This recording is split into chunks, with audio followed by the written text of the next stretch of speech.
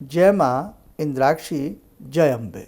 इंद्राक्षी धाम में दर्शकों आप सभी का हम हार्दिक स्वागत करते हैं।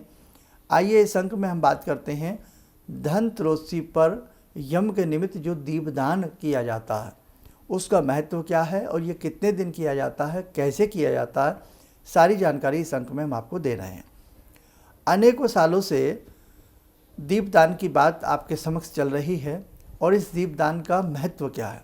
देखो, एक बार यमराज ने अपने दूतों से कहा कि जब तुम किसी के प्राण हरते हो तो क्या कभी तुम्हें ऐसा दुख महसूस नहीं हुआ। दूतों ने कहा कि एक बार महाराज, हमने एक नवयुवक जिसकी नई नई शादी हुई थी, एक राजकुमार था, और शादी के चौथे दिन हमने उसके प्राणों को हरण किया, वो तय था। और हरण करने के उपरांत जो उस परिवार में, उस माहौल में हमने दुख देखा, विलाप देखा, संताप देखा, चित्कार देखी, हमारा हृदय कांप गया। तो हे प्रभु, कोई ऐसा समाधान जरूर बताएं कि इस प्रकार की अनहोनी कहीं ना हो। यमराज ने प्रसन्न होकर के कहा कि धन त्रयोदशी की संध्या के समय जो मेरे निमित्त दीपदान करता है तो मेरी दृष्टि वहाँ सौम्य बनी रहती है, सौम्य बनी रहती है, और भगवान की कृपा से उस परिवार में कोई अनहोनी नहीं होती है। क्या करके अंतर्ध्यान हो जाते हैं। ये तो हुआ एक प्रसंग, लेकिन हमारा जो ये धन त्रयोदशी का पर्व है ये बहुत महत्व रखता है। इसी दिन समुद्र मंथन हुआ, इसी दिन समुद्र में से भगवान धन्वंतरी समस्त संसार के रोगों की औषधि लेकर के, अमृत कलश लेकर के अवतीर्ण हुए। इस तिथि को भगवान धन्वंतरी की जयंती के नाम से भी जाना जाता है। तो ये अपने आप में बड़ी अमूल्य तिथि है। आज होड़ है कि हम ये खरीद लें, वो खरीद लें, खरीदारी का समय शुभ क्या है। भैया, ये समय, ये पर्व बहुत महत्वपूर्ण है। अब धन त्रयोदशी, भगवान धन्वंतरी का जहाँ पूजन होगा, यम के निमित्त जहाँ दीपदान किया जाएगा, तो आपके शरीर रूपी धन की रक्षा होगी। और शरीर से बढ़कर के, स्वास्थ्य से बढ़कर के, प्राण से बढ़कर के संसार में कोई धन नहीं है। इसलिए महत्व, अपनी तीज त्यौहार के महत्व को समझें। जो शरीर रूपी हमें भगवान ने धन प्रदान दिया है ना, किया है, तो अपने परिवार के, अपने सभी की सुख शांति के लिए हमें यम के निमित्त दीपदान करना चाहिए। अब कैसे करें। संध्या के समय तारीख भी सुन लें। इस बार जो धन त्रयोदशी है वो 18 तारीख को भी धन त्रयोदशी मनाई जा रही है और 19 तारीख की भी धन त्रयोदशी है। क्योंकि 18 तारीख को 12:21, 12:30 मान लें मोटा माटी आप, लेकिन 12:21-22 तक द्वादशी है, फिर त्रयोदशी लग जाएगी। तो जो लोग 18 तारीख को भी यम के निमित्त दीपदान कर रहे हैं अति उत्तम है। और हमें 19 तारीख की सुबह भी भगवान धन्वंतरी का पूजन करना है। इसके लिए हमने अलग से एक अंक बनाया है, उसको आप सुनिए और समझिएगा। यहाँ हम दीपदान की बात कर रहे हैं, तो दीपदान आप 18 से प्रारंभ कर लें। एक दिन बढ़ भी जाता है तो बढ़ा हुआ कोई भी कर्म हमेशा शुभ रहता। 18 में भी करें, 19 में भी करें, अप टू आप 22 तारीख तक, 23 तारीख तक इसको किया जाता है।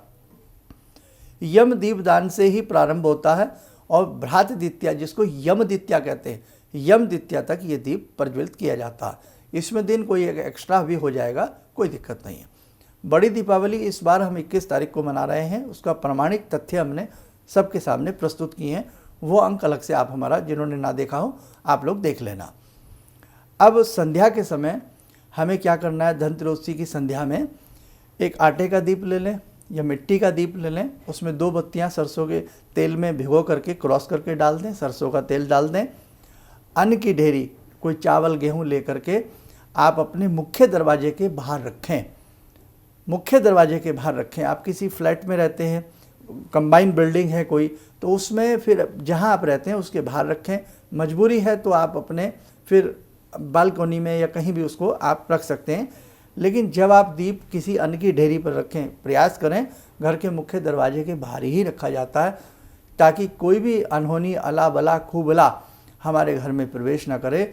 यमराज का हमारे घर में सौम्य दृष्टि बनी रहे, सौम्य दृष्टि बनी रहे, हमारे घर में कोई अनहोनी, कोई दुर्घटना आदि ना हो। ठीक। अब हमने अन्न की ढेरी ले ली, दोना पत्तल में थोड़ा गेहूं चावल रख लें, थोड़ा फूल, थोड़ा जल अपने संग रखें, रोली मोली रख लें। जा कर के आप दक्षिण दिशा में आपका मुख रहना चाहिए। हमारा मुख, जो हम दिए जलाने वाले लोग हैं, हमारा मुख दक्षिण दिशा में हो, क्योंकि दक्षिण दिशा यम का द्वार कहलाती है। जब संसार से कोई जुदा होता है तो उसके पांव दक्षिण दिशा में किए जाते हैं। इसीलिए घर में मना किया जाता है कि दक्षिण दिशा में पांव करके नहीं सोना चाहिए, है ना बेटा। इसलिए मना किया जाता है क्योंकि वो यम का द्वार होता है। तो अपना मुख दक्षिण दिशा में करके एक एक जोत जला दीजिए, चारों बत्तियां जल जाएंगी। 2 बत्तियां डालनी है क्रॉस करके, 2 की 4 हो जाती है क्रॉस करके, जैसे प्लस का निशान होता है। और ये चारों बत्तियां चारों दिशाओं से, 10 दिशाओं से शुभता उत्पन्न करती हैं। धर्म, अर्थ, काम, मोक्ष रूपी ये चारों बत्तियां प्रज्वलित की जाती हैं। करके थोड़ा सा जल का छींटा लगा दें, थोड़ा फूल चढ़ा दें, थोड़ा चावल चढ़ा दें और दक्षिण दिशा में मुख करके यम महाराज को प्रणाम करें और यही कहें कि हे यम महाराज, आप हमसे, हमारे परिवार से प्रसन्न रहें, आपकी कृपा हमारे परिवार पर बनी रहे, कोई कुदृष्टि हमारे परिवार पर ना पड़े। और ये जो मैंने दीप प्रस्तुत किया है, ये आपके लिए मैंने दीप जलाया है, इस दीपदान को आप स्वीकार करें, आप ग्रहण करें। बस बेटा देसी भाषा में, जो बाकी आप बोल सकते हैं अपने शब्दों में बोल करके दीप जला दें। प्रतिदिन नया दीप जलेगा, ध्यान रखना, चाहे आटे का बना लें या मिट्टी का बना लें।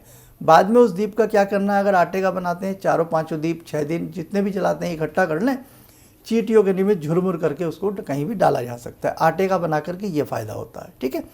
और मिट्टी का बनाते हैं तो फिर मिट्टी का दिया है कहीं ना कहीं शुद्ध स्थल में मिट्टी में जाकर के उसको दबा दिए जाते हैं। बाद में वो बाद में सारा मैं बता दूंगा, दीपावली की सामग्री, ये सामग्री का क्या करना चाहिए। तो ये दीप जलाया जाता है धनतेरस की संध्या के समय। 5 दिन नया अन्न रखा जाएगा, पुराना हटाएगा। 5 दिन ऐसा ही करना है। 5 दिन का पर्व होता है, लेकिन अब खींचातानी ऐसी हो रही है इस बार हर चीज़ में, इसलिए हमें एक दिया एक्स्ट्रा हमारा चलेगा, कोई दिक्कत नहीं, बिल्कुल वहम ना करें। और हमने बड़ी दीपावली आपको बताई दी, 21 अक्टूबर की बन रही है शास्त्रोक्त विधि से। एक शताब्दी पंचांग है जो बहुत पूर्व जिसकी रचना की गई थी, शताब्दी, जिसमें 100 साल का रिकॉर्ड होता है। आने वाली भी सैकड़ों वर्ष की दीपावलियों का आगे आगे ये पंचांग बनते रहते हैं, उसमें वो रिकॉर्ड दिया जाता है। तो शताब्दी पंचांग आज तो वो किसी ने प्रिंट उसका छापा नहीं है, बहुत पुराना है, उसमें भी उसके हिसाब से भी 21 अक्टूबर की बड़ी दीपावली बनती है, समझे आप। और भारत के विशिष्ट जो पंचांग हैं उनमें भी 21 अक्टूबर की बड़ी दीपावली बताई गई है। और हमारे 2 ग्रंथ हैं मुख्य, निर्णय सिंधु, धर्म सिंधु, उनके आधार पर भी हर प्रकार से गणित की कैलकुलेशन 21 अक्टूबर की बनती है। बाकी बेटा निर्णय आपके हाथ में है। बहुत लोगों का तर्क है कि अमावस्या नहीं रहेगी। अरे भैया, सुबह सूर्य उदय के साथ 21 अक्टूबर को अमावस्या है। 3 पहर हमें अमावस्या पूर्ण रूप से प्राप्त हो रही है। संध्या के समय सूर्य छिपते तक आपको अमावस्या मिल रही है और संध्या के समय ही दीपावली का पूजन गोधूली बेला में किया जाता है। बहुत सारी चीज़ें हैं, हमने उस अलग से आपको समझाई हैं, लेकिन बाकी बेटा निर्णय आपके हाथ में। इस अंक में यम के दीप पर हमें बात करनी थी, वो हमने आपको अच्छे से समझाया। तो आप लगातार यम के निमित्त ये दीप जलाना, ये दीप जलाने से घर में सुख शांति बनती है, स्वास्थ्य प्राप्त होता है और यम की कोई भी यम की कोई कुदृष्टि हमारे घर के ऊपर नहीं आती है। चलिए, आप सबको धनतेरस की बहुत बहुत शुभकामनाएं। और बाकी धनतेरस की प्रातःकाल कैसे हम धन्वंतरी का पूजन करेंगे, उसके लिए अलग से हमने एक अंक बनाया है, वो देख लेना। दीपावली आदि के समस्त प्रकार के पूजन कैसे कैसे करेंगे, वो सारे अंक डे टू डे आप लोग देखते रहिए और समझते रहिएगा।